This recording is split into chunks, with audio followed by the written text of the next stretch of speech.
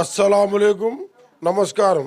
ఇది ఈ దర్గా వచ్చేసి సుమారు 800 సంవత్సరాల నుంచి ఉంది. హజరత్ దర్బార్ అలీ షావలి, హజరత్ జలీల్ మస్తానోలి బగ్దాద్ నుంచి వచ్చి ఇక్కడ స్థిరపడినారు. జలీల్ మస్తానోలి దర్బార్ షావలి వచ్చిన తర్వాత సుమారు 300 సంవత్సరాల తర్వాత ఆయన వచ్చి ఇక్కడ ఈ గ్రామంలో స్థిరపడి అప్పటి నుంచి కూడా ఎవరికి ఏమేమి కావాల్సిందో అందరి కోరికలు తీరుస్తూ వస్తున్నారు. 1957లో దర్గా స్వామి ఇక్కడికి వచ్చిన తర్వాత 1960 సంవత్సరంలో నా పేరు దర్బార్ భాష, 40 దినాల పిల్లకాయని నేను. అప్పుడు ప్రాణం పోయింది అని చెప్పి రాయచోట్లు అందరూ చెప్తే మా నాయన శవాన్ని ఎక్కడైనా ఇక్కడ పారేసైనా వస్తాము, లేకుంటే బతికితే తీసుకొని వస్తామంటే అప్పుడు మా తండ్రి గారు అబ్దుల్ రషీద్ సాబు నన్ను పిలుచుకొని వచ్చి అప్పుడు 40 రోజుల పిల్లకాయకు దర్గా స్వామి అంటే దర్బార్ అందరూ ముస్లింస్ దర్గా సాహెబ్ అంటారు, హిందువులు దర్గా స్వామీజీ అంటారు.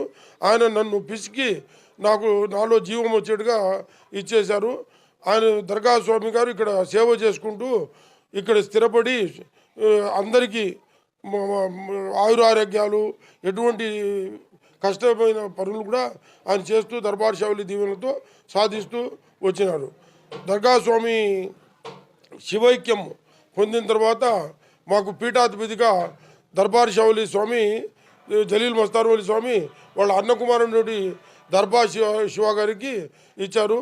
వాళ్ళ ఆధ్వర్యంలో ఇక్కడ ఘనంగా మార్చి నెలలో అంటే తెలుగు నెలల ప్రకారము పాల్గొన పౌర్ణమికి ఇక్కడ ఉరుసు జరుగుతుంది.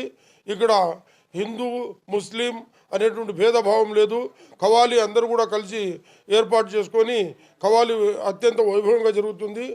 ఇప్పుడు దర్గా స్వామి శివైక్యం పరలోకం పొందిన తర్వాత కూడా అందరికీ ఈ కరోనా వ్యవస్థలో అందరికీ ఎవరైతే భక్తులు ఇక్కడ ఉండే భక్తులు ఉన్నారో వాళ్ళ ఇండ్లలోకి పోయి వాళ్ళ ఆరోగ్యాలు కాపాడి ఎటువంటి దీంట్లో అయినా కాపాడుతూ వచ్చారు.